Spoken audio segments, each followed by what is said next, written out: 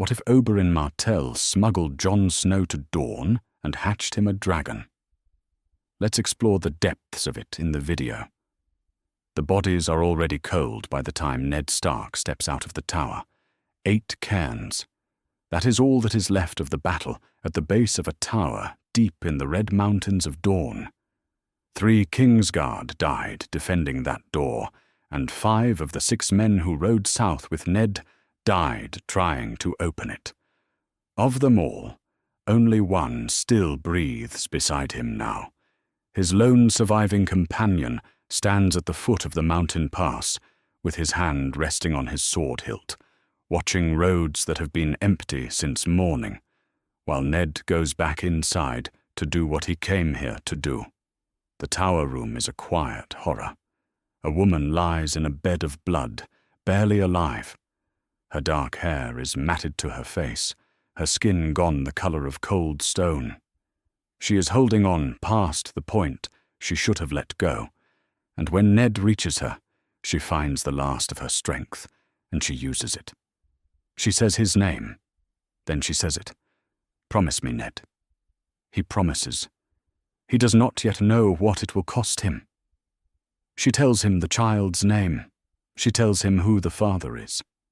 Then she is gone, and the room is just a room, and Ned is left kneeling in the blood of it with a newborn boy in his arms who looks nothing like a Targaryen. Dark hair, grey eyes. He looks like a Stark. He looks in truth exactly like Ned. Ned sits in the silence for a long time. The boy makes small sounds and blinks at the dark rafters above him. Outside, a wind moves through the Red Mountains, and the cairns hold still. Then his lone surviving companion calls out, a low warning. Something on the road. Ned carries the child to the window. A man is riding up the mountain pass alone. He has been in the saddle for days and is too angry to feel it. Dark-featured, lean, dressed in Dornish riding clothes thick with dust. He does not slow when he sees the cairns. He counts them as he passes, and then he looks up at the tower with the eyes of a man doing a calculation he does not like. Ned knows him. Oberyn Martell, brother of Aelia, called the Red Viper of Dorne. A man who has been looking for someone to kill since news of the sack reached him. He does not look like he came here for Ned Stark. He looks like a man who followed a trail to its end and found something he was not expecting at all. Oberyn dismounts. He walks through the door and stops. Ned Stark, 20 years old, stands in the middle of the room with a newborn in his arms. The woman in the corner is dead. The stone floor is dark with dried blood. Oberyn looks at the child and goes very still.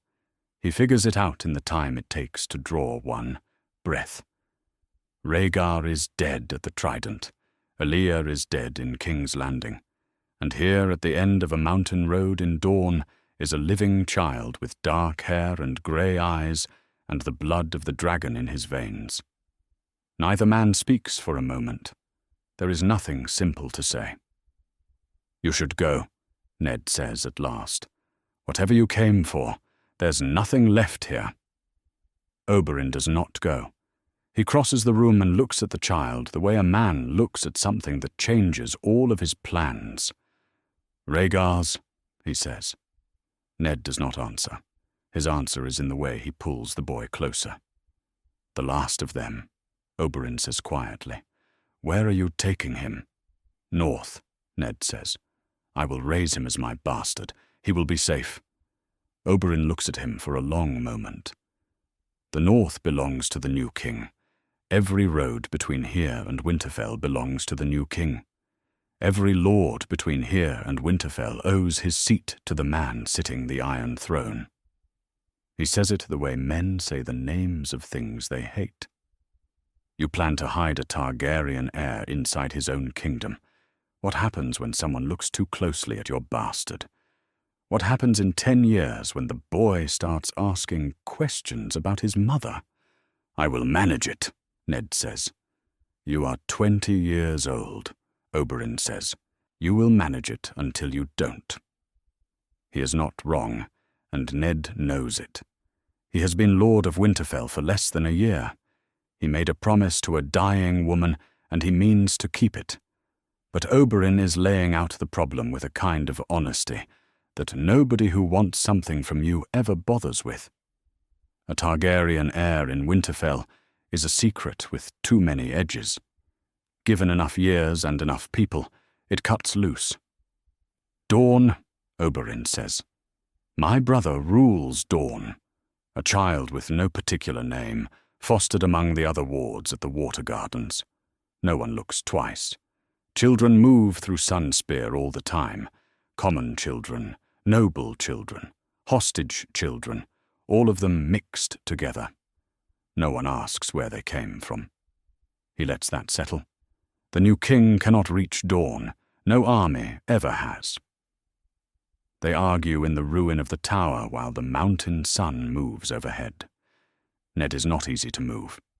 But Oberyn is not arguing against the promise. He is arguing that it can be better kept from Dorne than from Winterfell. In the end, Ned yields, because he is young enough to still recognize when the truth of something has beaten him. Ned's lone, surviving companion watches from the doorway the whole time and says nothing. He understands that what is agreed here will not be undone. Ned looks at the child one last time. There are no good words for it. He was 20 years old when the world cracked open, and this is the shape of the crack. Oberyn wraps the infant in his riding cloak. He does not name him yet. That is Doran's right to decide. He carries the boy out of the tower and into the mountain light without looking back. Behind him, Ned Stark begins pulling stones from the tower walls. He has cairns to build, and a long road north, and a story to tell at the end of it about a bastard who died with his mother. Oberyn rides south through the Red Mountains with the child against his chest. The boy sleeps. Dark hair, grey eyes. He does not look like a king's son. He looks like any child born on the wrong side of a war, which is, Oberyn decides, exactly right. He thinks of Elia, of her children, who had names and futures and a father, and who are dead now because Tywin Lannister wanted to make a point. He thinks of what the man on the Iron Throne would do if he ever learned this sleeping boy existed. The Red Mountains fall away behind them. Ahead lies Dorne, fierce and golden and unbroken. A country no army has ever taken. A country where one more dark-haired boy will raise no questions at all. I am going to teach you to use a spear, Oberyn says quietly to the sleeping child. The boy does not answer. But he is alive. And south of the Red Mountains, that is enough for now. Sunspear is a city wearing its grief quietly. The servants of the old palace move through its corridors with their eyes down and their voices low, and Prince Oberyn Martell sits in the Tower of the Sun, with the salt breeze coming through the open windows, and letters he does not want to read spread across the table in front of him. His sister Elia is dead. His uncle Lewin is dead. The war is over, and Dorne has nothing to show for it but bones to bury. Word from King's Landing arrived first, carried by a rider who looked like he had not slept in days. Tywin Lannister's orders, a knight in Lannister colours, Elia and her children in the Red Keep. Doran read those words and set the letter face down on the table and sat very still for the rest of the afternoon, because there are things a man cannot afford to feel before he understands what comes next. Grief makes men stupid. He has always kept it at a careful distance until he knows what to do with it. He is still sitting in that careful stillness when a servant appears in the doorway and tells him his brother has arrived. Oberyn walks in, carrying something wrapped in his riding cloak. Doran looks at him. Doran looks at what he is carrying. And for the first time since the letters arrived, the Prince of Dorne loses his composure. because he knows his brother. And Oberyn does not carry bundled cloth into a room like that, unless what is inside it is dangerous and important, and about to make someone's life considerably harder. "Close the door," Doran says. Oberyn closes the door. He unwraps the cloak. The infant blinks at the lantern light with grey eyes. Doran stares at the child for a long moment. Then he looks at Oberyn. "Where did you find him?" "The Tower of Joy," Oberyn says. "The Red Mountains.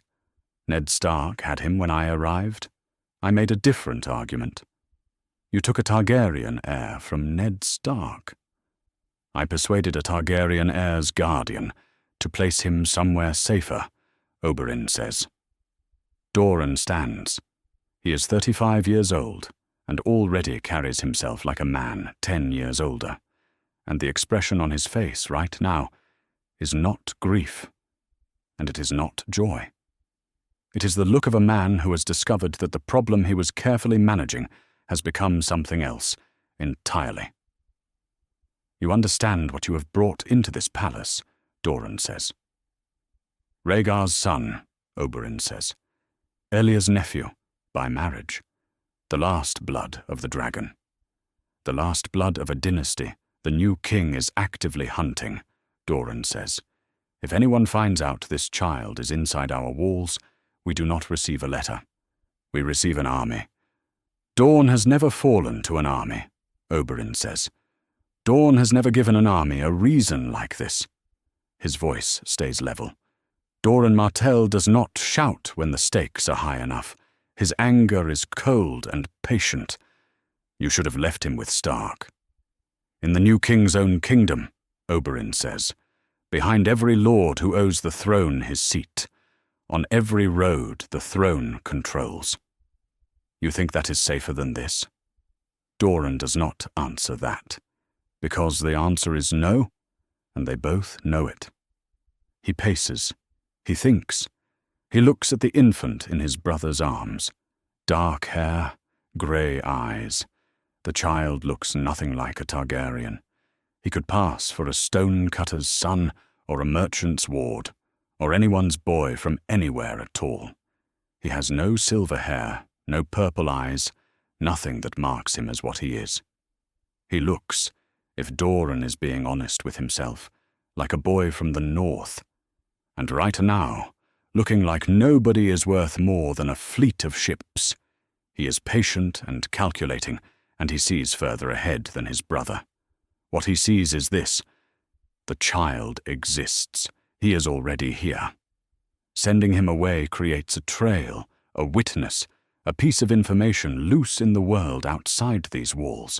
The only way to protect the secret is to bury it where secrets stay buried. Somewhere the child becomes invisible before anyone thinks to look. "The Water Gardens," Doran says at last. Oberyn looks at him. "You will keep him. Children of 20 different origins come through the Water Gardens in any given year. Noble wards, hostage children, common children, all of them mixed together at those pools. It is what the place is for." Doran looks at the sleeping infant. One more dark-haired boy with no particular name will not be remarked upon. No one will ask. No one will know. He pauses. No one beyond this room. That is the condition. "And his name," Oberyn says. "Not his true name," Doran says. "A Dornish name, plain, something unremarkable that he answers to in daily life. When the time comes to change that, I will say so." He looks at the child. That time is not soon. Oberyn accepts this. It is the closest Doran ever gets to winning an argument with him outright. That night, Arianne Martell slips out of her chamber. She is 7 years old. She heard her father's voice raised in the Tower of the Sun at an unusual hour, and she wants to know why. The corridor outside is empty when she arrives, but as she turns to go back, she nearly walks into Oberyn, coming around the corner. His cloak is bundled in his arms. A very small fist has escaped from the cloth and is opening and closing slowly in the lantern light. "Go to bed, Ariane," Oberyn says. "What is that?" she says. "Nothing that concerns you tonight," he says, and his voice is gentler than she expected from a man who smells of road dust and has been arguing with her father. She goes. She is 7 and clever enough to know when there is no point in pushing. But she doesn't forget the look on her father's face as she passes the Tower of the Sun on her way back, that careful and still expression he wears when something has happened that he has not yet decided what to do about. She will remember it for a long time. 3 days later, word reaches Sunspear. An envoy from the new king's court is riding south. He will bring the bones of Oberyn Martell, and he will speak of peace. Dorne calls for Oberyn before the sun is fully up. "Take the child to the water gardens today," he says, "not tomorrow. Today, before that envoy passes the threefold gate." He does not explain further. A child heard in the wrong wing. A servant asked the wrong question. A face glimpsed through a corridor door. Any of these. "Today," Dorne says again. Oberyn rides before the morning is fully light, the child wrapped against his chest. Behind him, Sunspear smooths its face and prepares to receive a guest it does not want, bearing bones and words of peace. By the time the envoy arrives at the gate, there will be nothing in the old palace that should not be there. Nothing out of place. Nothing to find. The long game has begun, and its first move is a sleeping infant with dark hair and grey eyes, heading south through the warm Dornish morning toward a palace of bright water and ordinary children, where no one will think to ask what his name is or where he came from. The king's hand arrives at Sunspear in the dry heat of 284 AC with a formal escort and a cart bearing a cedar box. The box holds what is left of Oberyn Martell, king's guard of the realm, uncle to 3 Martell princes, killed at the Battle of the Trident in a war he didn't choose to fight in. All of Dorne comes out to watch the procession pass through the Shadow City. The streets go quiet in the way streets go quiet when a people are suppressing something very large.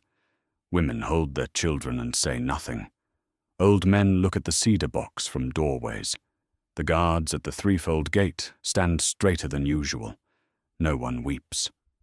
Weeping is not what this is. Oberyn Martell receives the envoy in the Tower of the Sun. He is dressed in formal Martell colours, his face arranged into the precise expression of dignified grief that a prince wears when he is performing sorrow rather than feeling it. Because feeling it is something he cannot afford until he is done with what needs to be done. He receives the king's hand with courtesy and without warmth, which is exactly the right temperature for a man whose sister has been murdered by his king's subjects.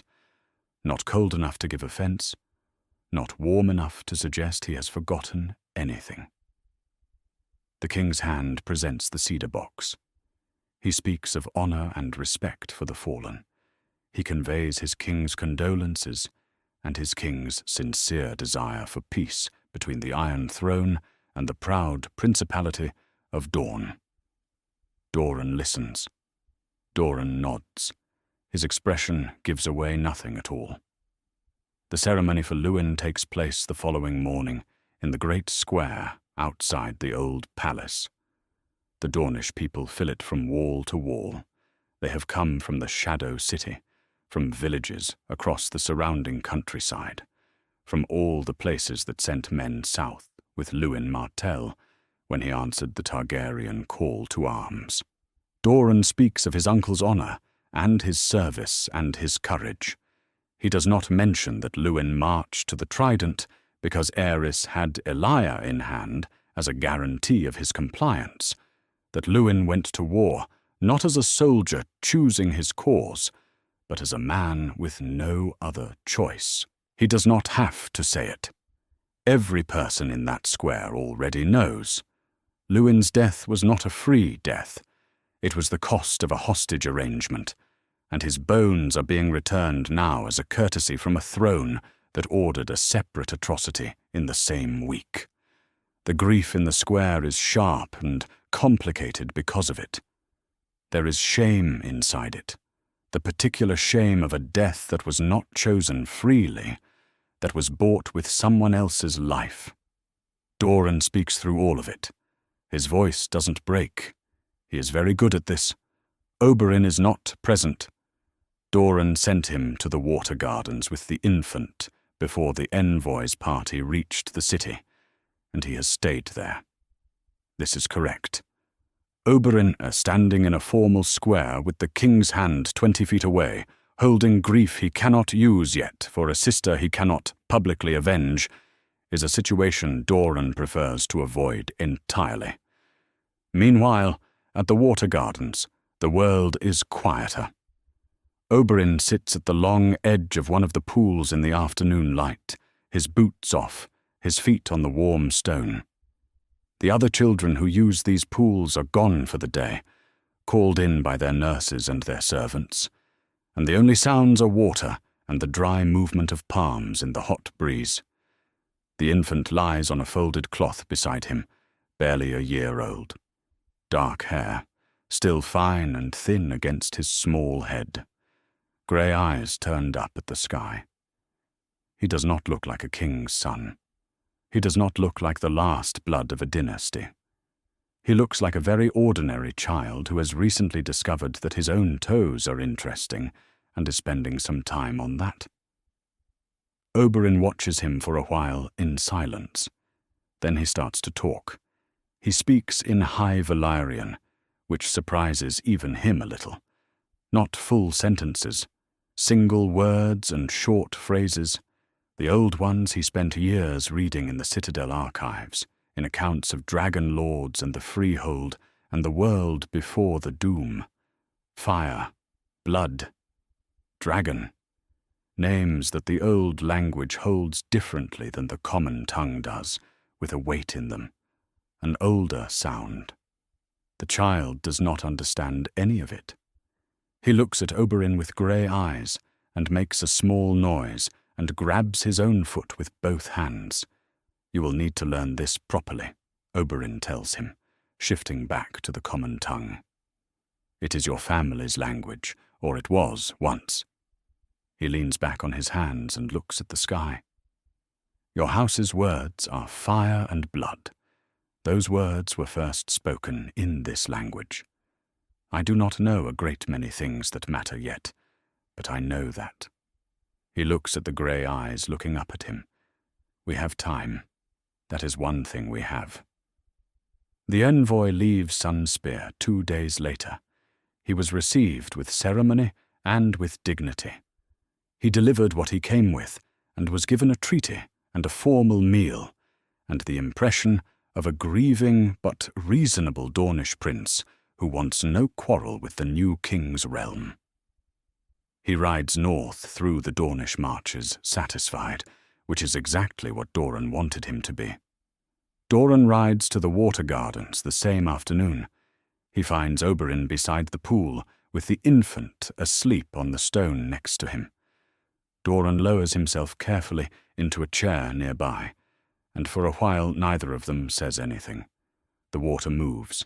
The palms move. The child breathes slowly in the heat. We accepted peace, Dorne says at last. For now, Oberyn says. Dorne looks at his brother. Oberyn is watching the southern horizon, the same way he always watches things he intends to do something about eventually. It is not his usual expression. Usually he looks ready. Right now he looks patient, and patience on Oberyn's face is always worth noting. Dorne looks at the sleeping child, still dark-haired, still grey-eyed, still looking like nobody in particular. He needs a name to answer to, Dorne says. A Dornish name, something the servants call him, something the other children at the pools know him by, something plain that draws no questions. Not his true name, Oberyn says. Not for a very long time, Dorne says. They sit by the water a while longer and decide on something simple, a name common enough to vanish into the noise of any Dornish household. The child sleeps through the discussion entirely. The bones of Oberyn Martell are in the ground. The treaty is signed. The envoy is gone. And in the quiet of the water gardens, a boy who does not yet know he has two names breathes slowly in the afternoon sun, under a sky the color of a copper coin, dreaming whatever it is that children dream when the world has not yet told them what to be afraid of. 15 years from now, he will hear the name Aegon for the first time. It will change everything.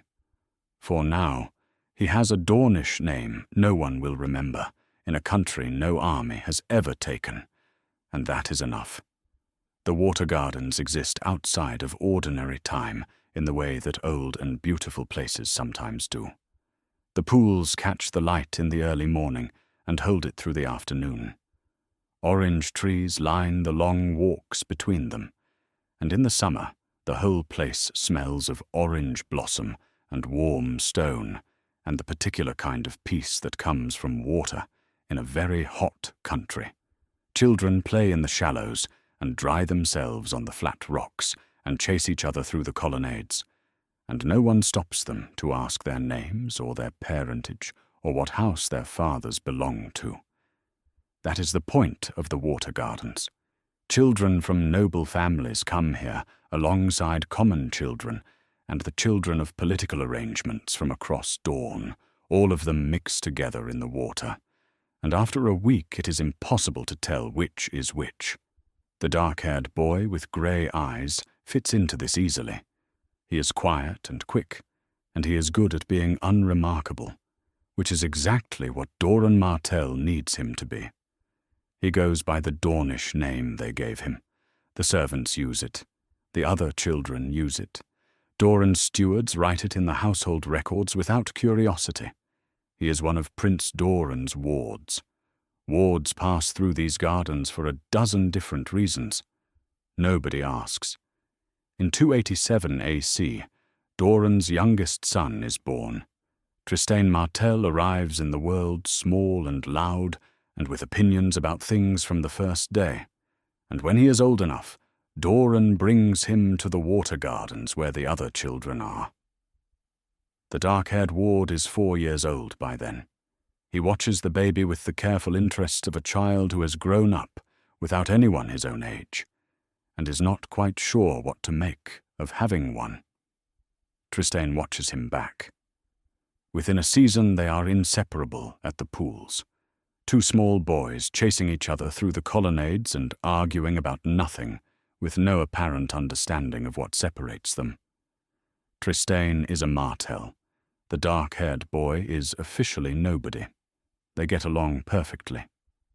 Oberyn visits regularly, coming down from Sunspear or sometimes from further afield, sometimes smelling of Essosi roads and carrying gifts from cities the boy cannot find on any map in the garden library.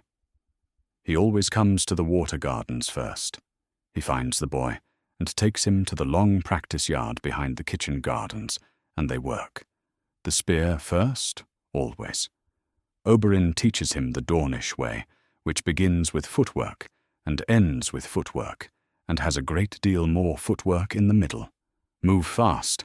Never let them get close enough to use their weight against you. The short blade is the second weapon, the one you go to when the spear is gone or when the space is too small. He teaches him to trust his feet and not his armor, because armor makes men slow, and slowness kills men faster than blades do. The boy is not large for his age and shows no signs of becoming large. Oberyn tells him this is an advantage. He is not lying. Between sessions, Oberyn teaches him High Valyrian, word by word, phrase by phrase, the way you build a fire. The boy has good ears and better patience than most adults Oberyn knows, and by the time he is 8, he can hold a short conversation in the old language with only minor stumbles. He practices in the evenings at the edge of the pool, speaking quietly to himself, while the other children have gone inside, conjugating verbs that have not been common in Westeros in living memory. Quentyn Martell is rarely at the Water Gardens. He has been fostered with Lord Anders Ironwood since infancy, a treaty arrangement that keeps him in the Ironwood household for most of the year. The boy knows Quentyn by name and by sight at festivals, a quiet and serious young Martell who comes and goes and does not stay. Another one of Doran's careful pieces, placed somewhere specific for a specific reason. Arianne Martell notices things. She has noticed things about the ward since she was 8 years old, and Oberyn would not tell her what was bundled in his riding cloak. She is 12 now, then 14, then 16, and what she notices does not get simpler. She notices the way Oberyn watches the boy when the boy is not watching back. It is not the expression of a man who has grown fond of a ward in his household. It is the expression of a man watching something he built, something he is measuring against what he expected it to become. She notices how her father's face tightens, barely, just at the jaw, when the boy's name comes up in conversation with the wrong kinds of guests. She notices that the boy trains longer than anyone has told him to, that his High Valyrian is better than any ward with no particular reason to learn it should have, that he asks questions about Valyrian history with a focused attention that has nothing to do with idle curiosity. She asks Dorne about it when she is 15, directly, because she is Arianne Martell, and she has never found a better approach than direct. He tells her there is nothing she needs to concern herself with. She knows her father's face well enough to know that is not the same as saying it is nothing. She stops asking. She starts watching instead. This is, she decides, more useful. By the summer of 2293 AC, the boy is 10 years old. He is fast and precise with the spear. He speaks 2 languages. He knows how to be still and unobtrusive in rooms where conversations are happening around him, and he absorbs those conversations without appearing to. Oberyn sits beside him one evening at the edge of the long pool, the light going gold off the water, and for a while neither of them says anything. Then Oberyn talks about Valyria. He talks about dragon lords and what they were, a civilization that held half the known world for centuries and travelled it on the backs of living fire, rulers who carried something in their blood that the dragons recognized and answered to. He does not tell the boy everything. There is a right moment for everything, and the boy is 10. But he tells him enough. Dragons were real. They flew over this world for centuries. The last of them died around 150 years ago, and in all the time since, the world has been quieter and colder and smaller than it used to be. Could they ever come back? The boy asks. Oberyn looks at him. The grey eyes are serious, which is how this boy's eyes always are. He is 10 and he already looks at things like he is making decisions about them. I am looking into it, Oberyn says. The boy considers this for a moment and then nods, as if it is the answer he expected, as if it is enough for now. He picks up his spear from the stone beside him and heads back to the yard to get another hour of practice in before the light fails entirely. Oberyn watches him go. The pool catches the last of the sun. Somewhere in the orange trees, a bird settles in for the evening. He is looking into it. Oberyn leaves on a morning in late 293 AC without telling the boy much of anything. He finds him in the practice yard before sunrise, as he usually does, and they work with the spear for the better part of an hour in the grey light. When they finish, Oberyn sits on the low wall at the yard's edge and tells him he is going away, east. For a time. He does not say how long, and he does not say why, and the way he says both of these things makes it clear the boy is not going to get an answer by asking. Is it important? The boy says. Very, Oberyn says. More important than this? He gestures at the practice yard with the spear. He is 10 years old, and the question is only half a joke. Related to this, Oberyn says, keep training while I am gone. Work on the footwork near the pillar. You favor the right side when you come around it, and a patient man will have you for that. He stands. He looks at the boy for a moment, with something in his face that the boy does not yet have the vocabulary for. Then he goes.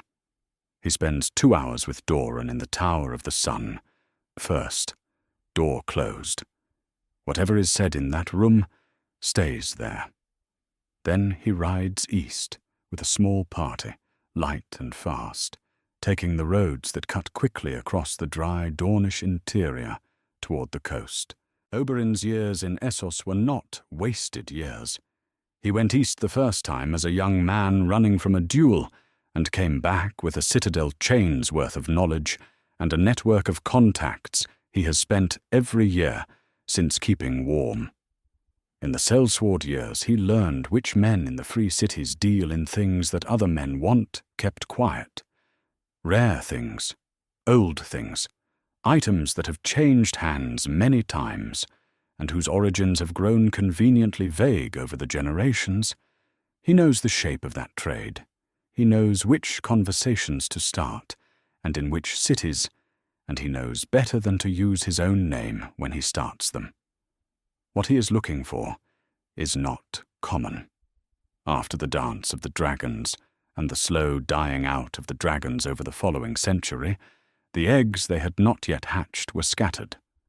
Some were kept at Dragonstone and its hatcheries, growing cold over the generations, gradually petrifying into something that could pass for very unusual stone. Some were gifted to noble houses as curiosities, as symbols of an era that was ending. Some passed into the free cities as trade goods, bought by wealthy merchants who wanted the prestige of owning a piece of a dead world and who had no idea what they were actually acquiring. Some were simply lost, misidentified, broken up, thrown away by people who did not understand what they held. Dragonstone itself is not an option. The volcanic island and its hatcheries belong now to Stannis Baratheon, given to him as his seat by the new king who won the throne with Stannis' help. Stannis is a man who keeps careful count of what is his, and anything still on that island is either already counted or already gone. Oberyn knows this before he crosses the narrow sea. He does not waste the trip. He finds the egg in a merchant's house, in the free cities, in a room full of other things that are old and carry uncertain stories. He almost misses it. It sits on a shelf behind a Valyrian steel dagger and a scroll case, claiming to hold an ancient prophecy, which it does not. The egg is black, or very nearly, the size of a man's forearm from elbow to wrist, cold to the touch, even in a warm room, which is the first sign, hard as stone, which is the second. The shape is wrong for any rock he has ever held, the texture wrong for any mineral, the weight wrong for something of its size in any ordinary material. He knows it immediately. The merchant explains its provenance. Targaryen holdings, distantly. It has passed through 3 owners in the last century, each of whom kept it as a curiosity and had no idea what they actually owned. The price the merchant names is substantial. Oberyn pays without negotiating. This is the first mistake the merchant will ever make about this transaction. The second is remaining in the room afterward, which he does briefly before beginning to understand his error. But by then it is too late to correct it. Oberyn wraps the egg in black silk and puts it in a saddlebag and rides west. He returns to Sunspear in the spring of 295 AC and goes straight to Dorne. He sets the wrapped silk on the table between them and steps back. Dorne unwraps it slowly. He studies the egg for a long time without touching it, then reaches out and places one palm on its surface. He holds it there, then takes his hand away. It is cold, Dorne says. Yes, Oberyn says, cold and hard as stone. That is what the old accounts describe, Oberyn says. After a long time away from the right conditions, they petrify. Not dead. Dormant. Dorne looks at him. You are certain this is what you think it is? I am certain of the shape, and the weight, and the surface, and the particular way it sits in a warm room and refuses to warm, Oberyn says. I have read enough to be certain. Dorne is quiet for a moment. He looks at the egg on the table. He looks at his brother. Then he says, If anyone finds out you have this. They won't, Oberyn says. You always say that. And I am always right, Oberyn says. Dorne reaches out and wraps the silk back around the egg himself, carefully, with the deliberate movements of a man who has decided he is committed now, whether he likes it or not. He says, The boy is 12 years old. I know, Oberyn says. We will need him older. We will need the right moment, and that moment is not now and not soon. He picks up the wrapped egg. But the egg exists. That changes what the moment can become. Dorne says nothing to that, because there is nothing useful to say. It is simply true. The egg goes into the Martell vault beneath the old palace of Sunspear, deep below the stone where the temperature does not change with the seasons, wrapped in black silk, laid in a case of cedar lined with felt, locked behind a door that only Dorne holds the key to, cold, hard as stone. Still, somewhere above it, in the practice yard where he has been working every morning since Oberyn left, a boy of 12 is drilling his footwork near the pillar, working on the right side angle the way he was told to. He does not know what is in the vault beneath him. He does not know that the question he asked 2 years ago at the edge of a pool, could they ever come back, now has an answer locked in the dark below his feet. The egg waits. Stone is patient. It has been waiting for 130 years. It can wait a little longer. Jon is 12 years old in the spring of 295 AC, and he is beginning to be genuinely difficult to beat in the practice yard. He is not large. He will probably never be large. But he is fast in the way that only people become fast when they have done something every single day for 6 years, and he has a quality with the spear that Oberyn told him once was more important than reach or strength, which is the quality of never quite being where the other person expects.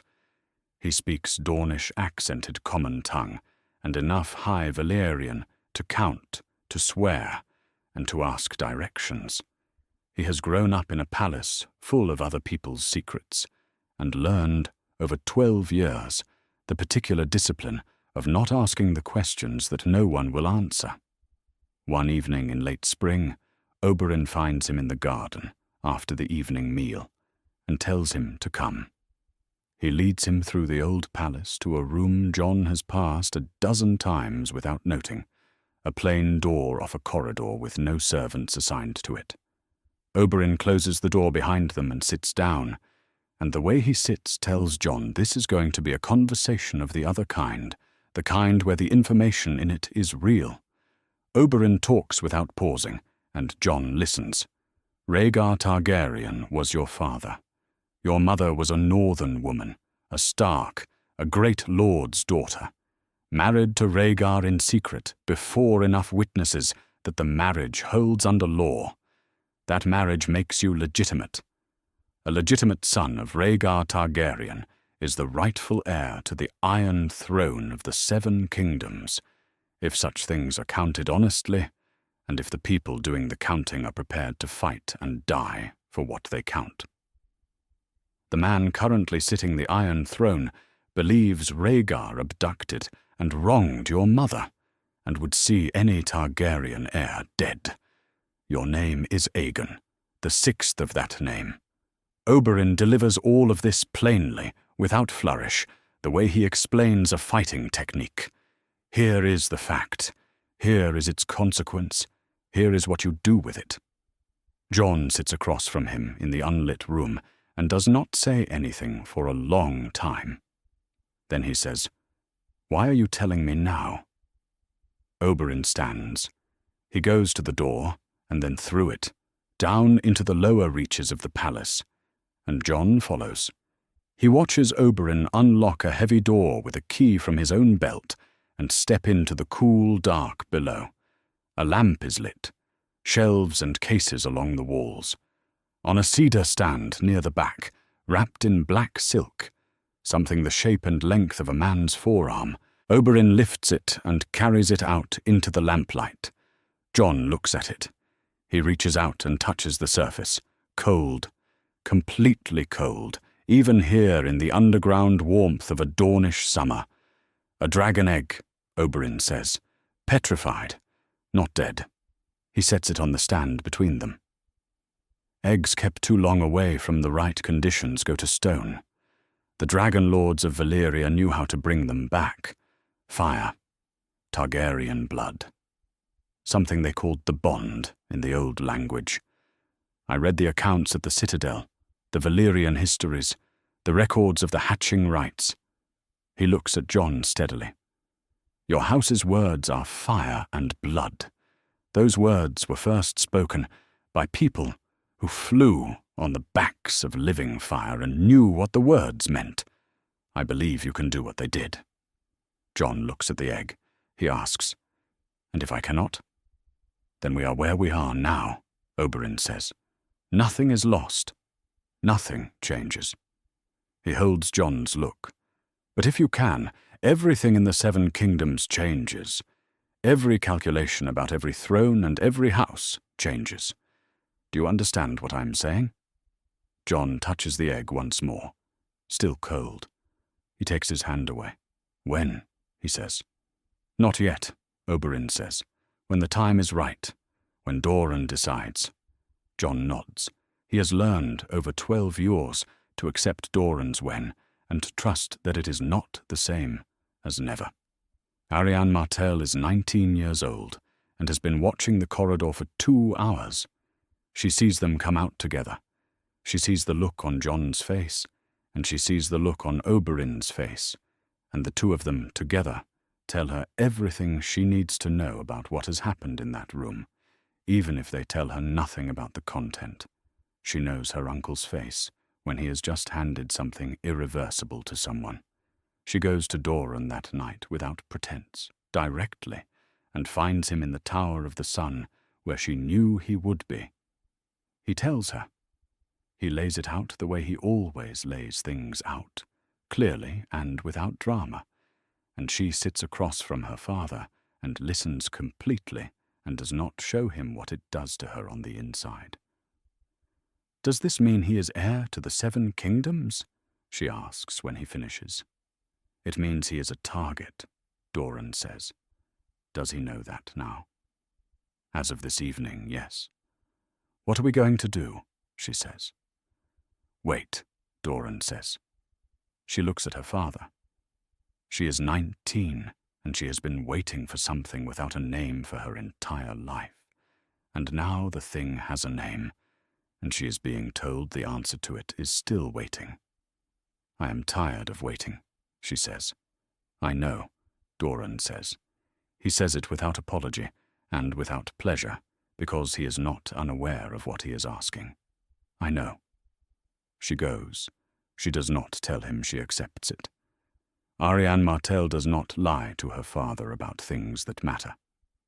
At the Water Gardens that night, Jon sits alone at the edge of the long pool where he has spent most of his life. The Dornish sky is enormous and very dark and thick with stars. He sits with his hands loose in his lap and looks at it.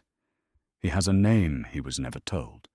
He has a claim he was never meant to know about. He has a father who died at a river crossing before he was born, and a mother who died in a tower the moment he came into the world. He has a petrified egg in a vault beneath the palace that may or may not respond to his blood when Dorne decides the time is right. He does not feel like the last blood of a dynasty. He does not feel like a dragon lord or a king's heir or the answer to anything. He feels like a Dornish boy who is very good with a spear, who speaks High Valyrian with the wrong accent, and who has just had the entire truth of his existence handed to him in a windowless room on an ordinary evening in late spring. He sits at the edge of the pool and looks at the stars for a long time.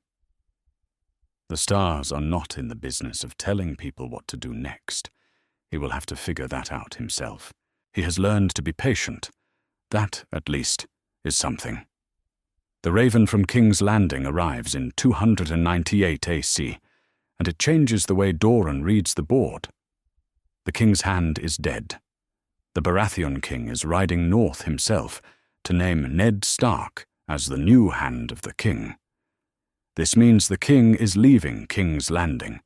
It means the Lannisters, who have embedded themselves in the capital's structure for 15 years, are about to lose the person closest to the throne. Something that has been quietly stable is quietly shifting, and Oberyn Martell has spent 15 years watching for exactly this kind of shift. He reads the Raven twice. Then he calls for Oberyn and Arianne.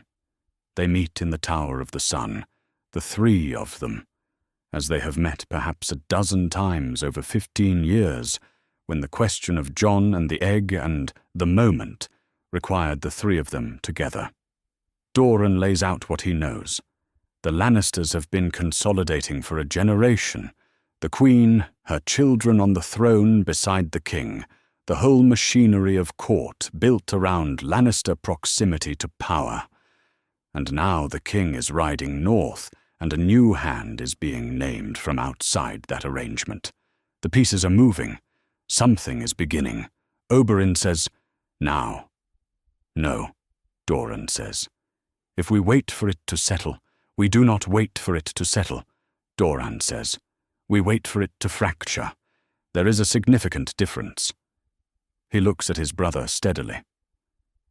Jon is 15 years old. The egg is still stone. Without a dragon, he is not a claimant. He is a young man with a dead man's name and a secret that gets him killed the moment it leaves Dorne. We wait. For what? Oberyn says. For further, Dorne says. Oberyn does not like this answer. He has not liked it for 15 years, but he does not push past it, because his brother is right, and he knows his brother is right. And that is the most difficult thing about Dorne. Meanwhile, at the Water Gardens, the summer of 298 AC moves through the way all Dornish summers move. Slowly, in heat and orange blossom and the flat glare off the pools in the middle of the day. Jon is 15. He has been tall for 2 years now, still not broad the way a larger man is broad, but put together differently than a boy, and he moves through the yard with the kind of efficiency that comes from years of good teaching and the willingness to practice past the point where practice is enjoyable. Trystane Martell is 11. He is eager and genuinely fond of the practice yard, and absolutely certain he is improving faster than he is. Jon trains with him in the mornings, patient and careful, correcting grip and stance, not making it too obvious that he is also not fully committing to his own attacks. Trystane has promise. He needs another 5 years, and the willingness to fall down more often. Arianne is 22. She does not train with Jon for his benefit or for his improvement. She trains with him because she intends to beat him, and on days when she is rested and he is distracted, she comes very close. She is better than she is supposed to be for someone whose education skewed more toward politics than spear work, and she expects Jon to treat that seriously. He does. She is one of the few people who can make him actually think during a spar. Elsewhere in the palace, Oberyn is restless. He is 40 or 41 years old, depending on the month, which means he has spent 15 years practicing patience in a way that does not suit his constitution. His paramour steadies him, or as close to steady as Oberyn gets, which means she talks him down from his worst impulses with a dry wit that he genuinely respects. He goes to the vault regularly. He touches the egg. It is always cold, always exactly as hard and exactly as silent as it has been for 3 years since he brought it home from across the narrow sea. He begins sending ravens east to old contacts from the citadel years and the sellsword years, men in the free cities who deal in Valyrian law. Not asking directly, asking the way an educated man asks when he wants an answer without explaining why he wants it. What were the conditions of the old hatchings? What did the dragon lords do before the doom that they do not know how to do now? Most of the replies are useless. 2 are interesting. He reads the interesting ones many times. Then, in the early months of 299 AC, a different kind of letter arrives from the east. A contact Oberyn has kept warm for years sends word of a Targaryen girl, alive and in the east. Viserys's sister. Her name is Daenerys. She is 14 years old, and she has recently been sold into marriage with one of the great Dothraki Carls by a brother trying to purchase an army with his sister's body. She is the last publicly known Targaryen in the world, and she is in the Dothraki Sea with no allies and no resources, and no one watching out for her interests. Oberyn sits with this letter for a long time. 2 Targaryens exist. Jon, who is 15 and hidden in Dorne with a cold stone egg and a Dornish name nobody outside this palace knows, and a girl of 14 on the far side of the narrow sea who is publicly known but privately powerless. The world does not know about either of them in any useful sense. He goes to find Dorne. Dorne is in the Tower of the Sun, reading correspondence by lamplight, and he sets it aside when Oberyn comes in and puts a letter on the table between them without a word. Dorne reads it once, carefully, picks it up and reads it again. "There is another," Dorne says. "Yes," Oberyn says. 14 years old, sold to a Coll. Her brother has no army, no backing, no real support anywhere. She has nothing. He pauses. "We have a boy with dragon blood and a petrified egg and 15 years of patience. She has a name the world knows, and dragons of her own blood and nothing else." He looks at his brother. "We should write to her." Dorne looks at the letter for a long time. Outside the window the Dornish night is warm and dark. "Not yet," he says. "But we should know where she is." Oberyn nods. It is not a yes. It is closer to a yes than Dorne has said in 15 wars, and for tonight, it is enough.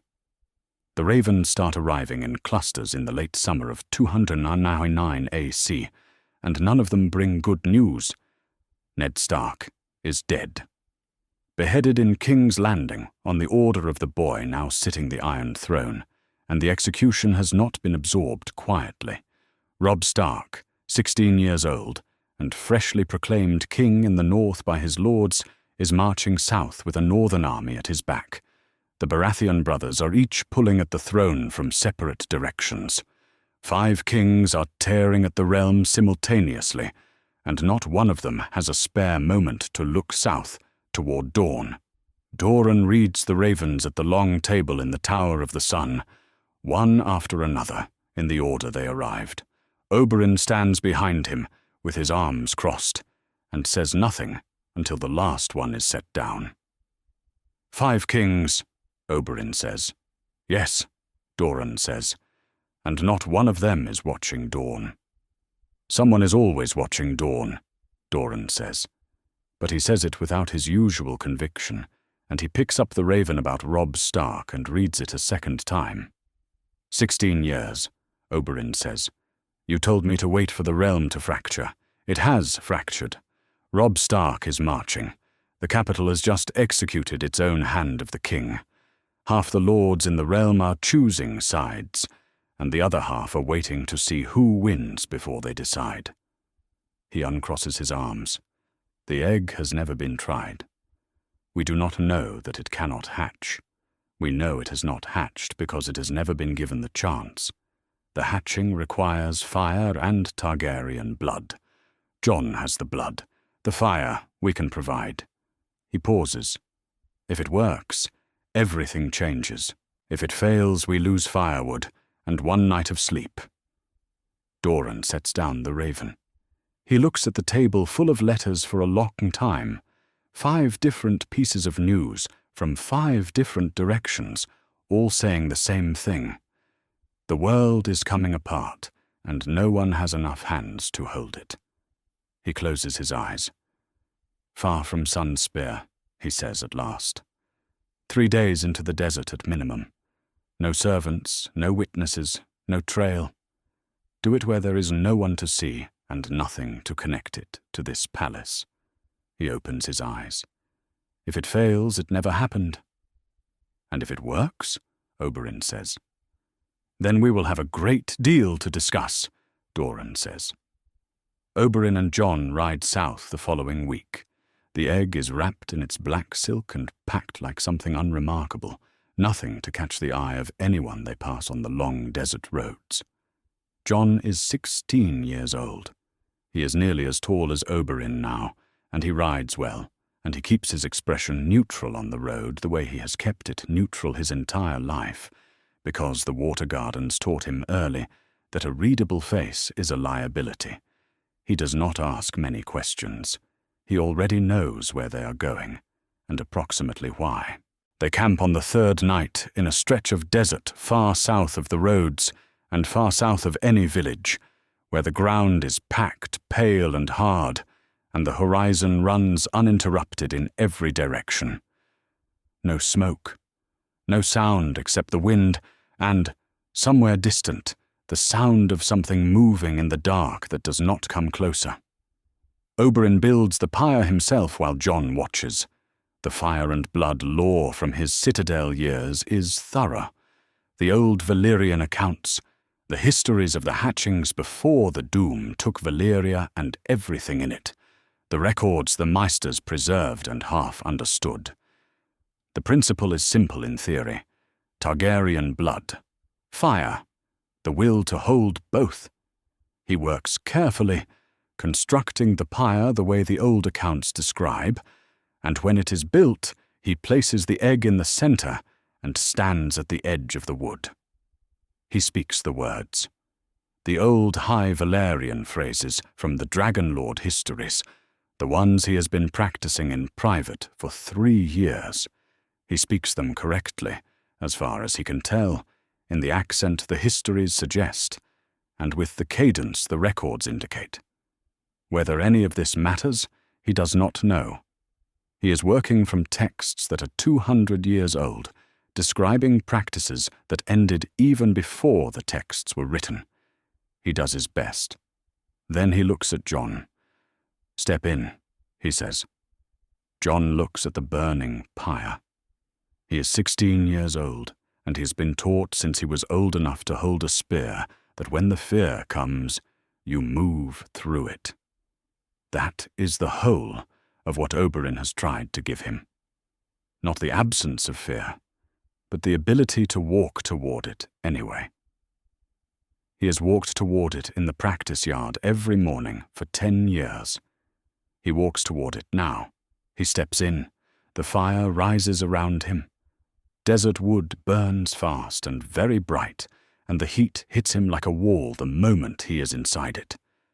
And then the heat is just heat, present and noticeable, but not eating him. His skin does not blister. His hair does not catch. He turns his hands over and looks at them, and they are unmarked. He is standing in the center of a burning pyre, and it is not killing him.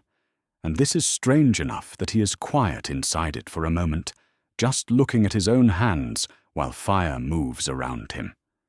He looks at Oberyn through the flame.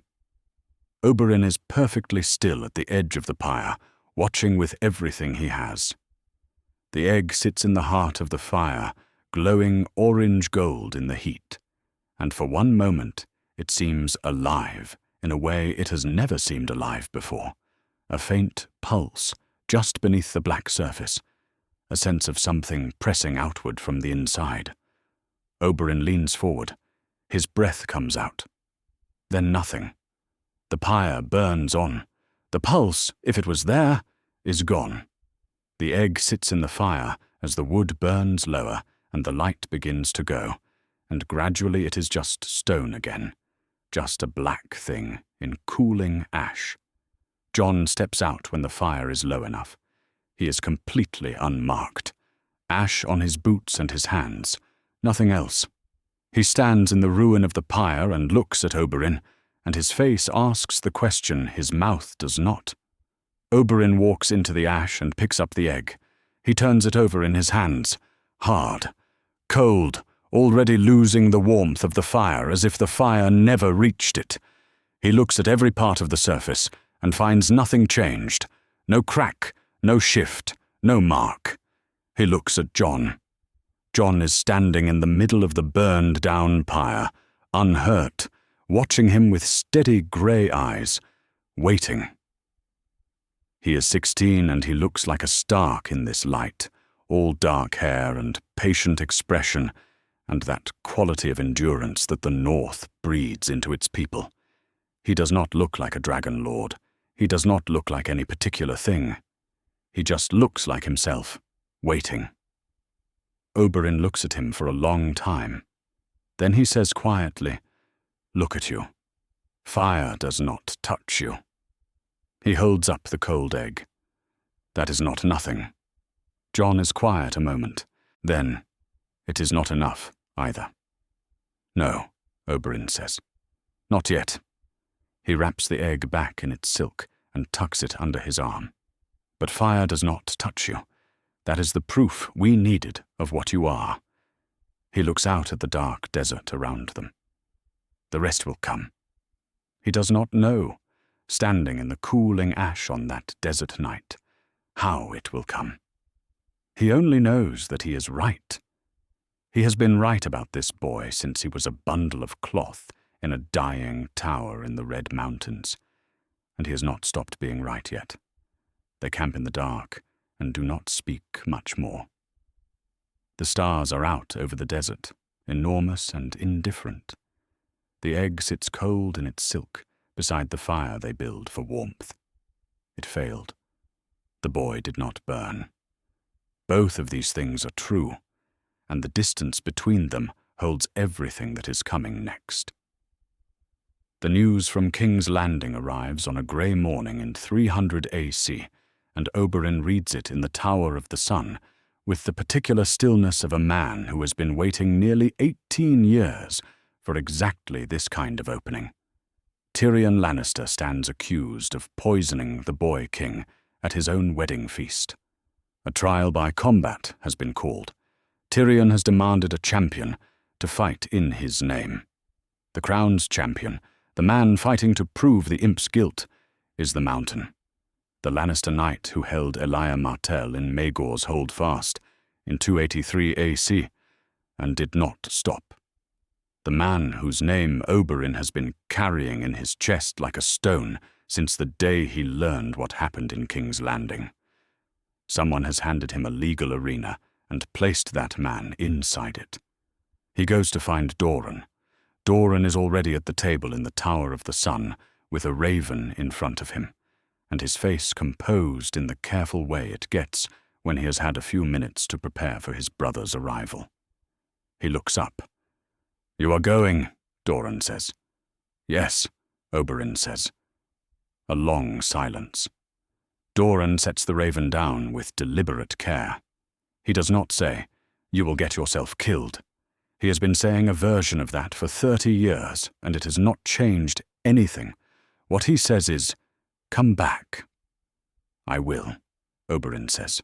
He says it simply, and he means it. And both of them know it may not be the kind of thing that can simply be meant and then delivered. Dorne looks at him for a long moment. Make sure she knows she was heard.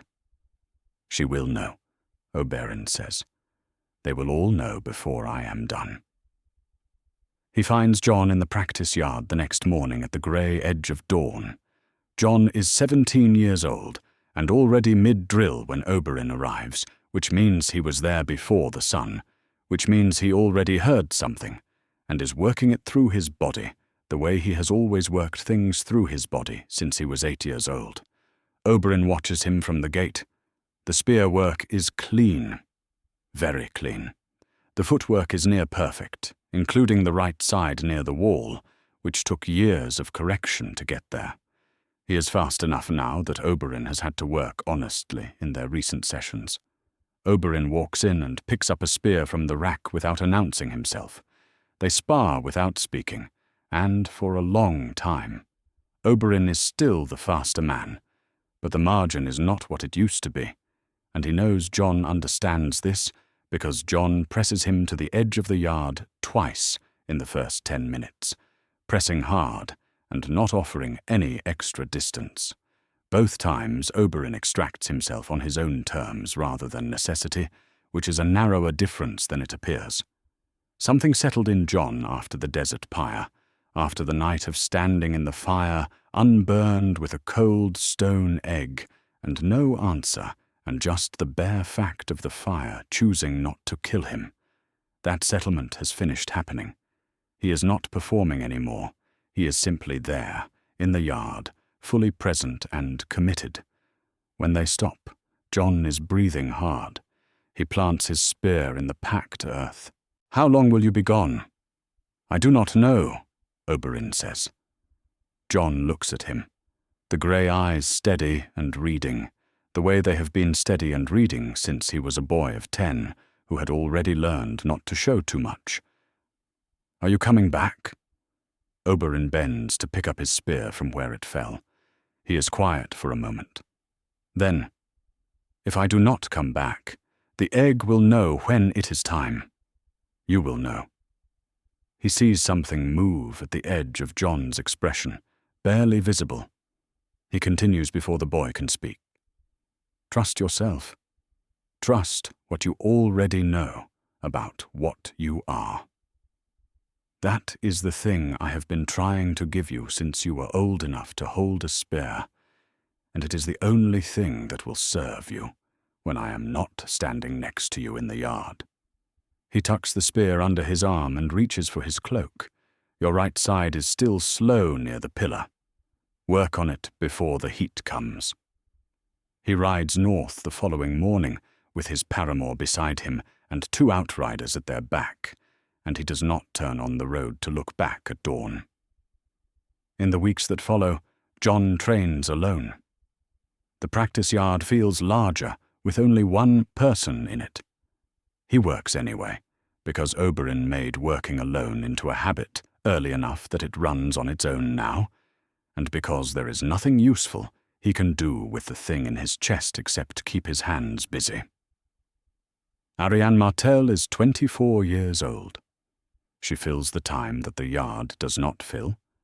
She walks with Jon through the corridors of the old palace and along the outer walls in the cooling of the evening, and teaches him what Oberyn never got around to, the political landscape of Dorne, the great houses, their histories, their debts, and their loyalties, which lords have been faithful to Dorne for 2 decades, and which require more careful management, who will follow a Targaryen banner when the time comes, and who will need more than a banner, who will need proof, who will need to stand in a room with something in front of them that cannot be argued with. She is preparing him for something, but she does not name it out loud.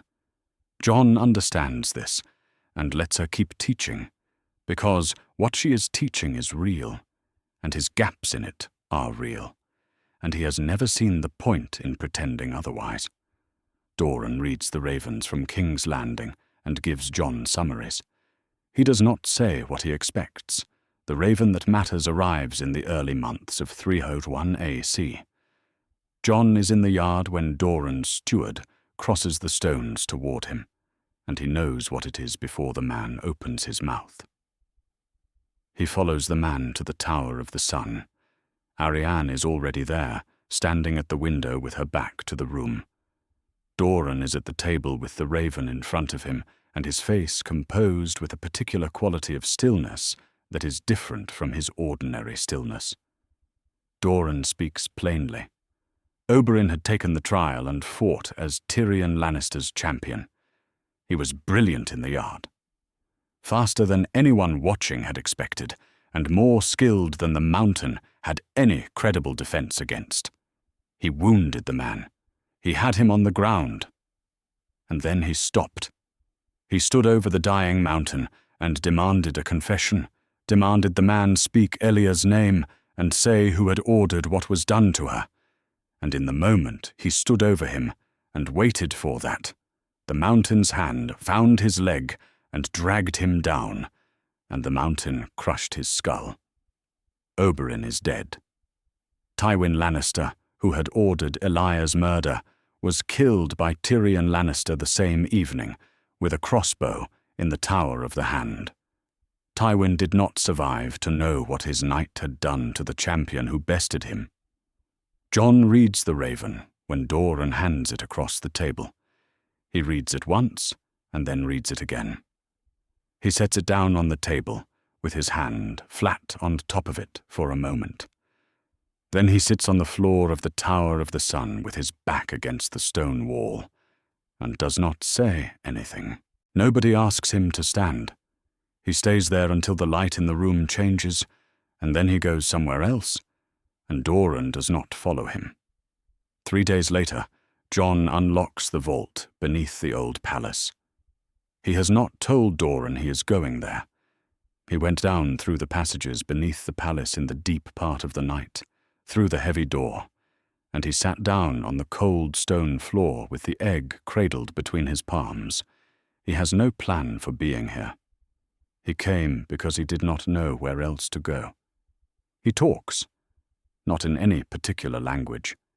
He talks about Oberyn, about the way the man occupied rooms, loud and fast and certain, making them feel more populated than they were, about the practice yard in the early morning and the particular sound Oberyn's spear made on a fast-striking sequence, and the dry dust smell of the sand at dawn, about Valyria, which Oberyn loved as an idea, a dead world he had read too many books about and could never stop quoting in circumstances that called for no quotation, about what Oberyn said fire meant, about what Oberyn believed Jon was, and what Oberyn spent 16 years trying to prove to Jon about Jon. He says some of this in common tongue. He says some of it in High Valyrian, the language Oberyn taught him word by word at the edge of a pool in the water gardens, and speaking it now in the dark is like finding a door into a room he thought he had lost. He runs out of words and sits in the quiet of the vault, and under his hands, for the first time, the egg is warm. Jon does not ask permission. That is the first decision he makes, standing in the vault with his hands still warm from the egg, and the whole weight of what just happened settling into him like water finding its level. He knows what this is. He has known since the egg went warm under his palms in the dark, which means Oberyn was right, which means the egg was right, and the only question remaining is whether Jon is willing to do what the moment requires. He goes in the night. He takes Oberyn's training spear from the rack in the practice yard, the one with the worn grip on the lower third, the one they used every morning for the better part of Jon's life, and Oberyn's riding cloak from the peg in the passage where Oberyn always left it, and a handful of small things. A Valyrian text Oberyn had carried in his saddlebag for years, a carved bone ring, a square of cloth that still holds the smell of the oil he used on his spear grip. Jon does not have much of Oberyn's to take. Oberyn travelled light and kept few personal objects. Jon takes what there is. He goes to the vault and wraps the egg in its black silk and tucks it under his arm. He saddles his own horse in the dark stable. No groom wakes. He rides out of Sunspear through the postern gate before midnight, heading south on the desert road. And he does not leave a note, because there is nothing to write that Dorne will not already understand. He rides for 3 hours. Not 3 days, not the measured, careful distance of Oberyn's experiment. Far enough that no one will see the fire from the walls. Far enough to be alone with this. He builds the pyre himself in the flat, pale desert, under a sky still thick with stars. His hands know the shape of it. Oberyn showed him how to build a pyre correctly the night they came out here together, and that lesson has lived in his hands since. He works quickly, and without any of the ceremony of last time. The ceremony is not the point. He places the egg in the center on a bed of the smallest wood. Then he lays Oberyn's spear across the top, the grip worn smooth by 17 years of use. Then the cloak, the Valyrian text, the small things. He stands back and looks at it. A pyre is what it is. He is 18 years old, and he is building a funeral for the man who raised him, because the man who raised him had no funeral, only a raven. He hears the hoofbeats before he sees the light.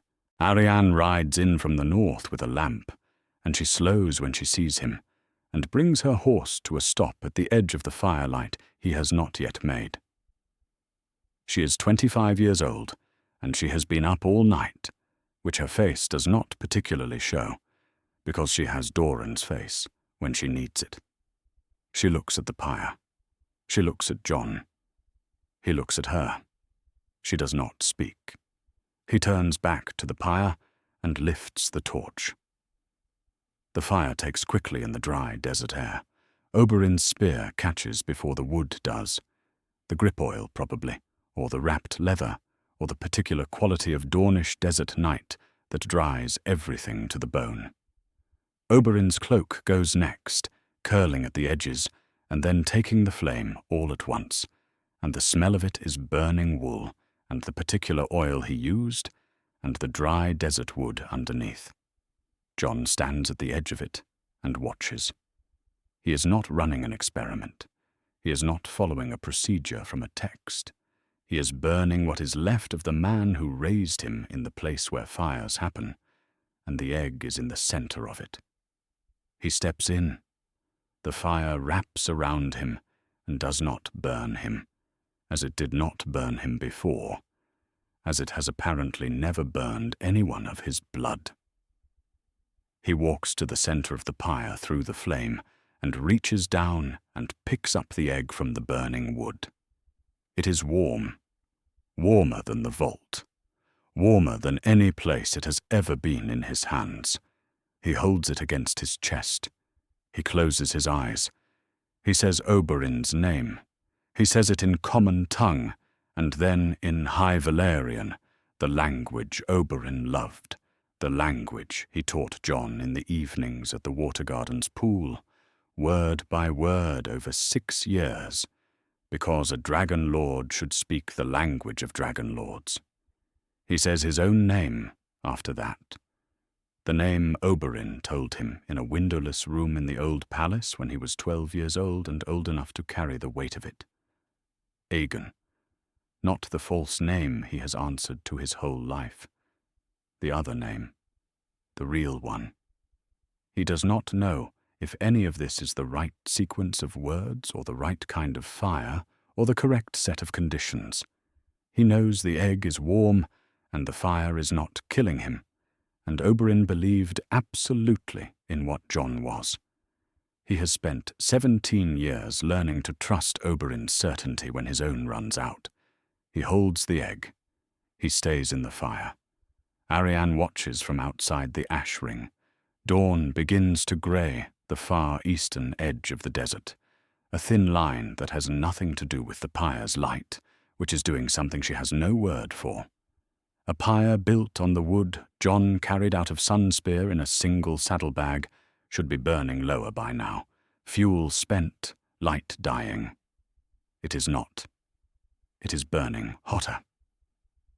She can feel the heat from where she stands with her horse at 20 feet, and the color of the flame has shifted into something between red and white that she has never seen fire be. The shape of Jon in the center of it is a shape and nothing more. Then she sees something else in the fire, something moving that is not Jon and is not the flame.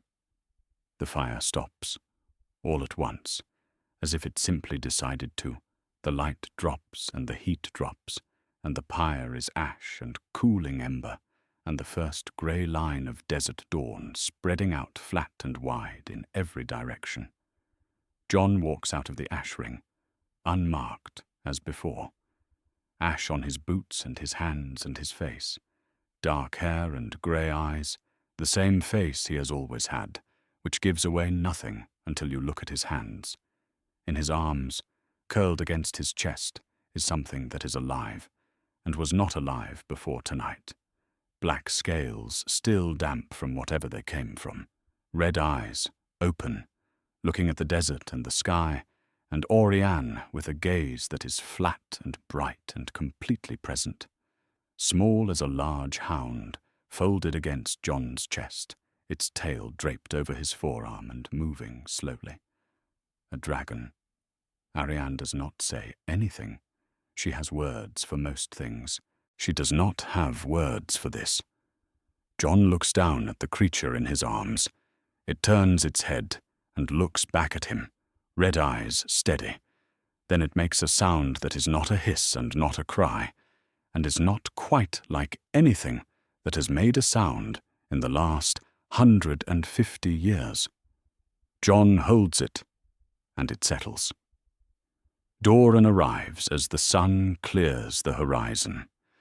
A servant had woken him when Jon's horse was walked out of the stable before midnight, and he has ridden as quickly as his gout allows him to ride, which is not very quickly, which is why he arrives to find the pyre burned to nothing, and the sky going orange, and Orianne standing in the desert with her arms folded, and an expression on her face he has never seen her wear before. He rides in. He sees Jon standing in the ash ring. He sees what Jon is holding. He dismounts with more care than speed and walks into the ash ring and sits down in the dirt. Not on a rock, on the dirt itself, because his legs have made the choice without consulting him. He looks at the dragon.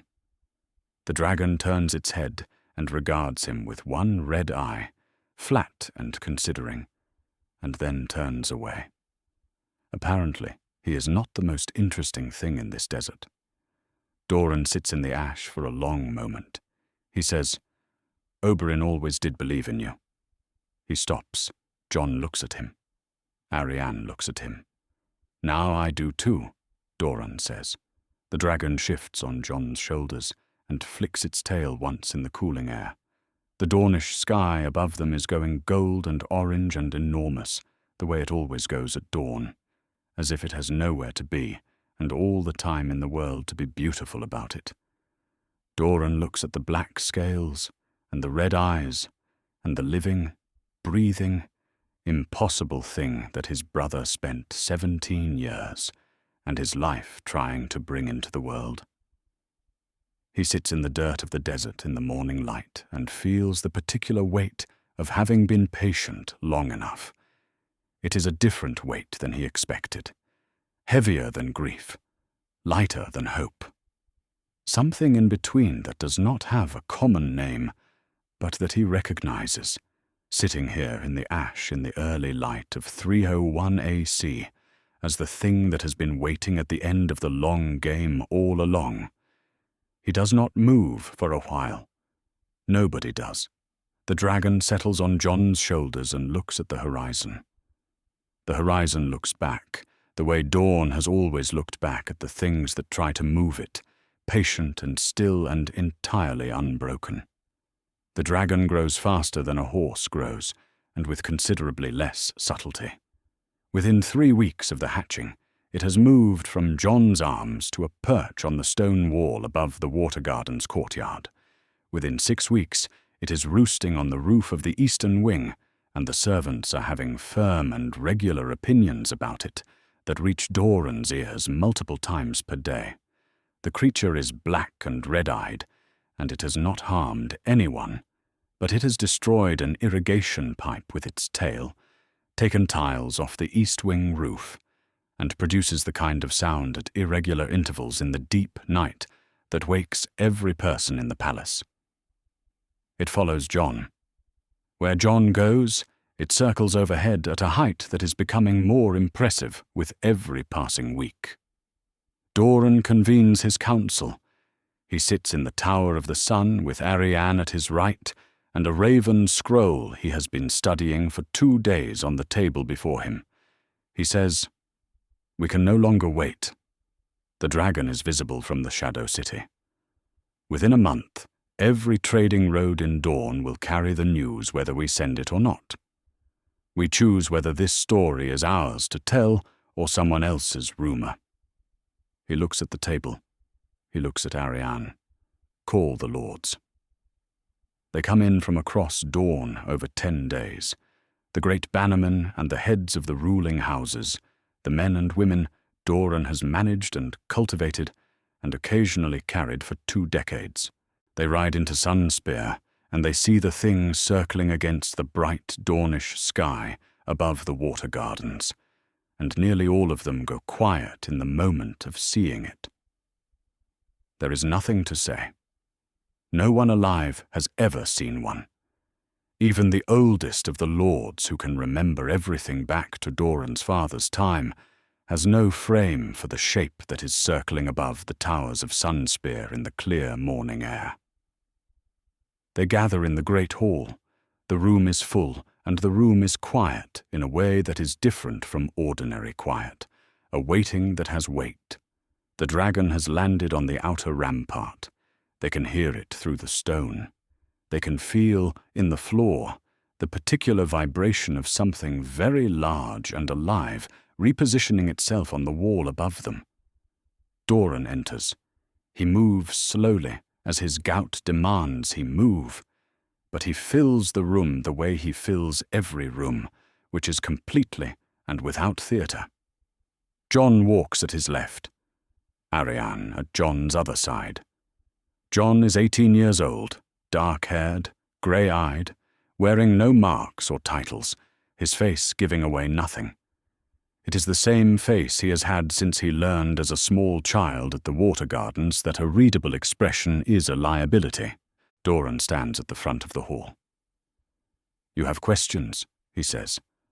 "Here is the answer." He names him.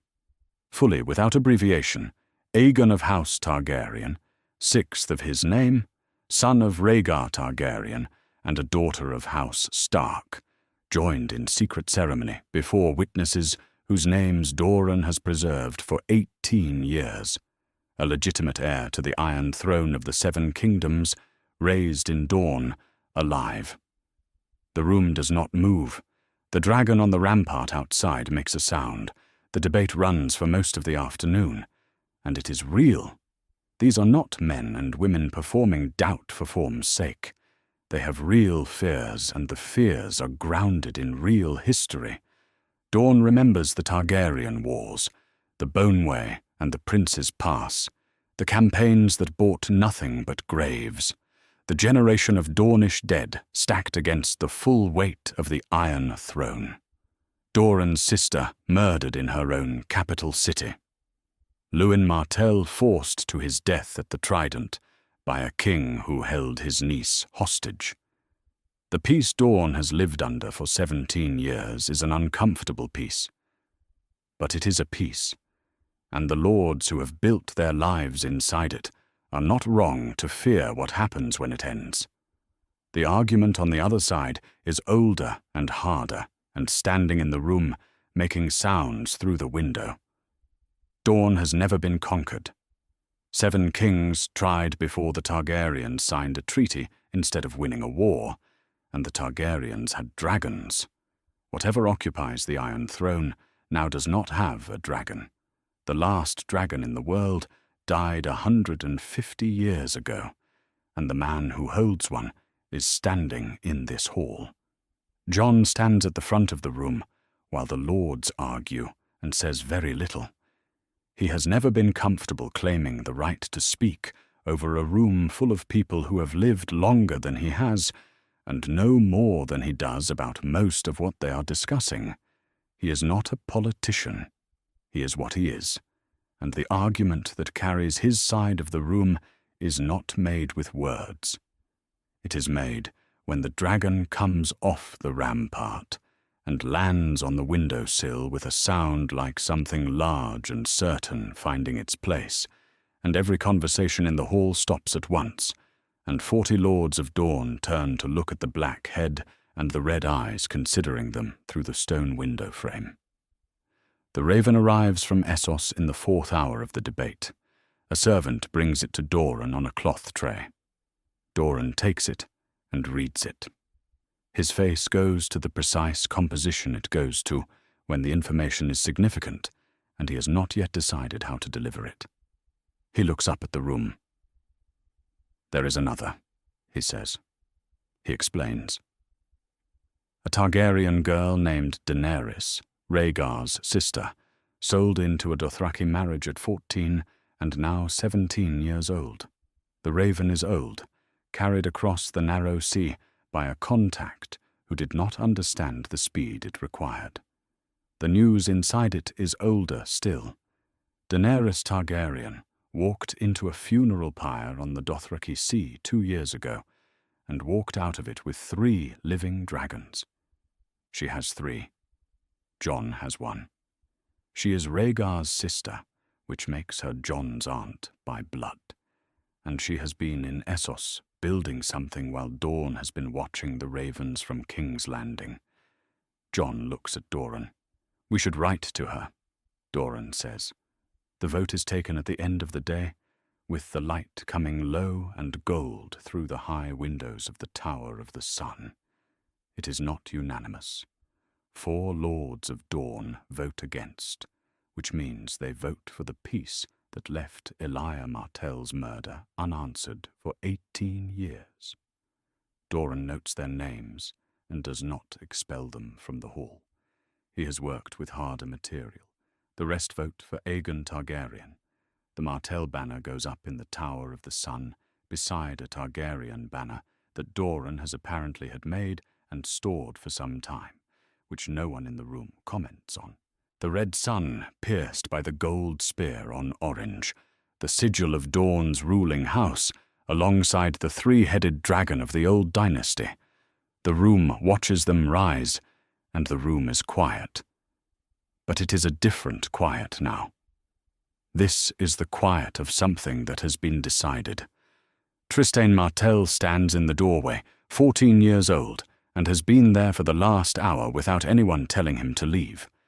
He watches the banners. He watches Jon. He is at the age where he understands most of what happened today and finds it more extraordinary than frightening, which will change. But not yet. Quentyn Martell stands among the Dornish lords, 20 years old, returned from his years at Ironwood. He has his father's quality of taking very careful internal notes during events he cannot influence, and his face throughout the afternoon has been that quality made visible. He watches Jon the way someone watches a piece of a story they were told only part of.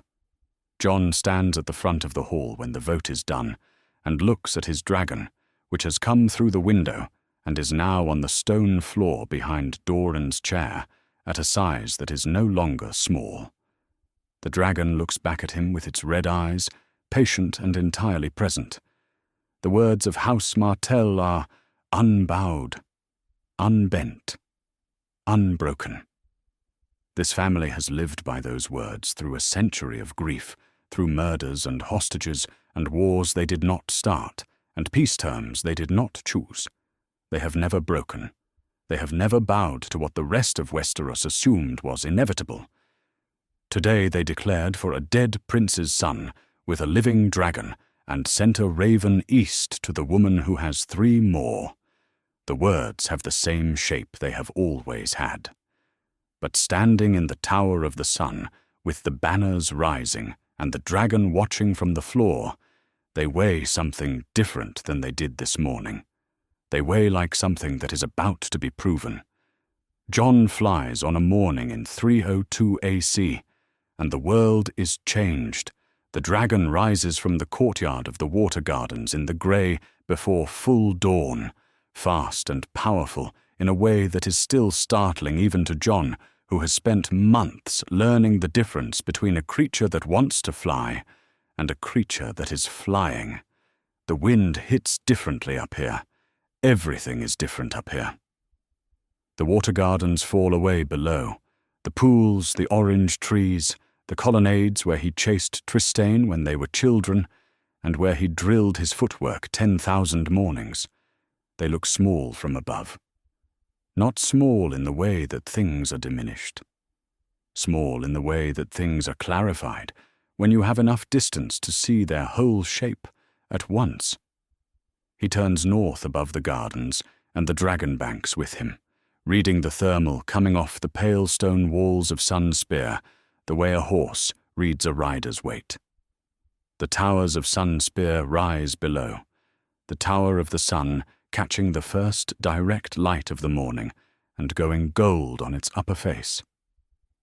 The Shadow City spreads beyond the old palace walls, low buildings and winding lanes, and beyond it the desert runs flat and pale to the horizon, with the red mountains just shadows against a sky going orange and wide.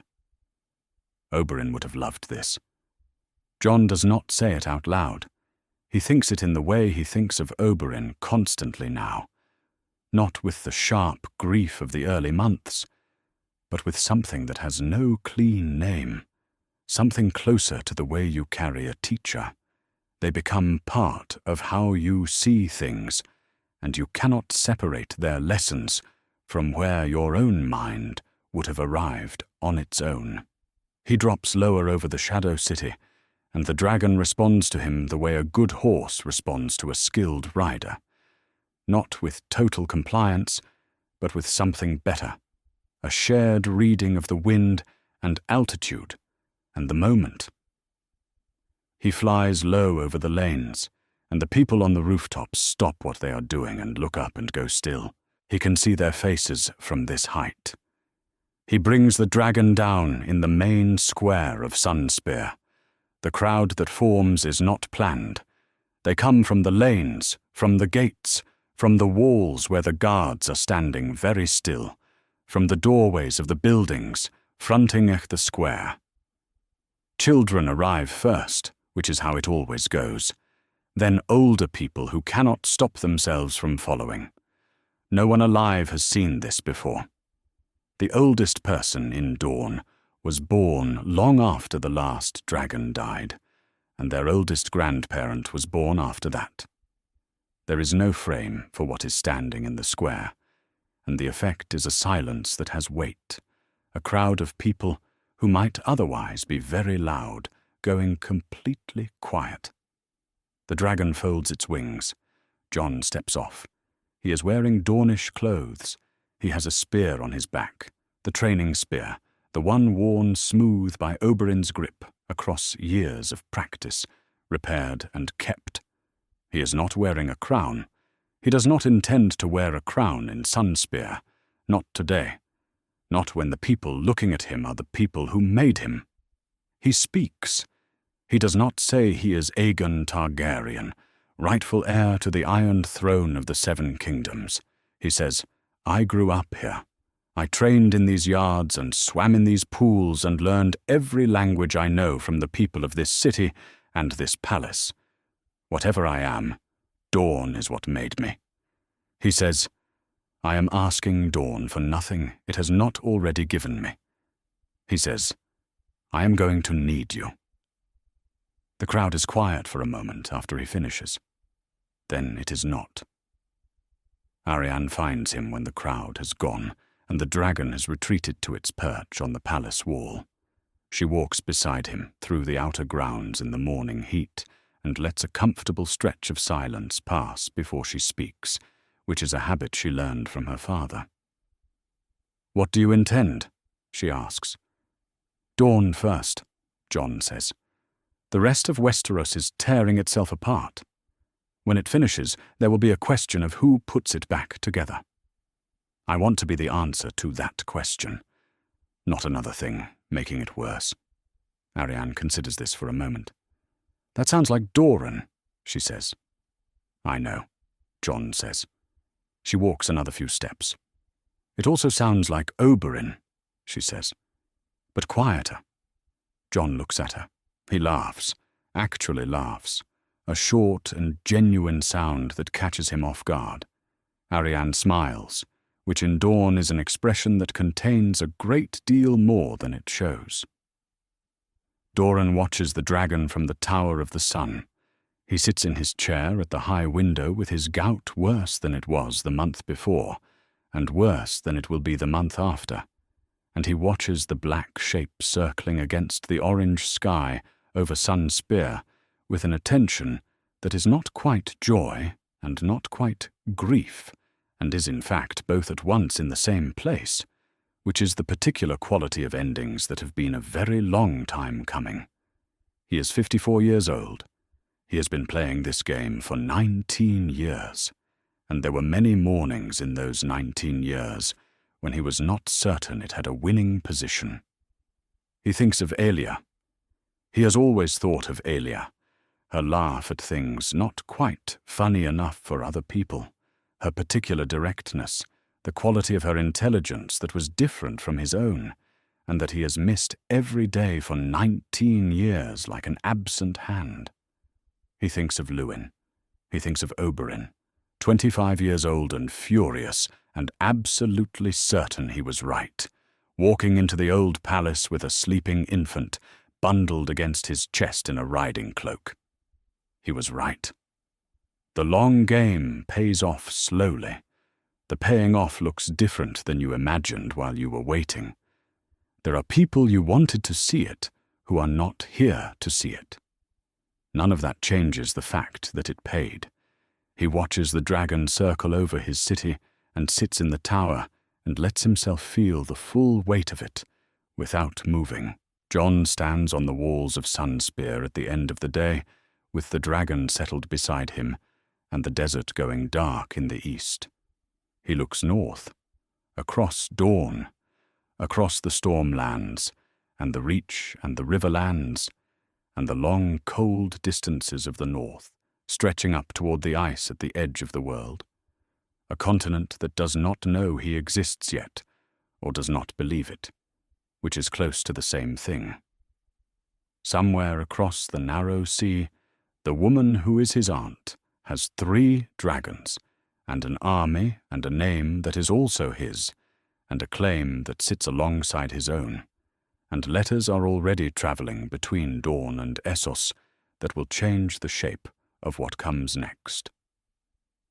He thinks of something Oberyn told him once. He told him a great many things, but this one he returns to often. Dorne was never conquered. Not by Aegon Targaryen with 3 dragons, not by any king in the history of the 7 kingdoms. The terrain and the will of the people stopped everything Westeros ever sent against it. Now Dorne has a dragon of its own. He has known his name for 7 years. He has known the true shape of it.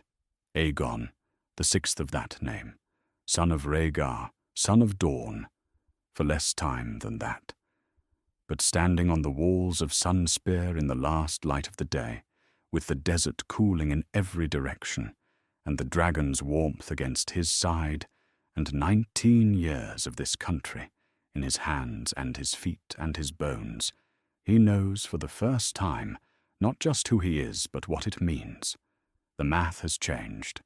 The world is still burning, and the question of what it becomes when the burning stops is still open, and the answer is not certain. But he is standing on the walls of a country that was never broken, with a living dragon and a true name and the long patience of Dorne at his back, looking north. That's our theory. Westeros is a land filled with exciting stories and possibilities, and we love exploring them. If you want to accompany us on this journey across the world of Westeros and beyond, then please like,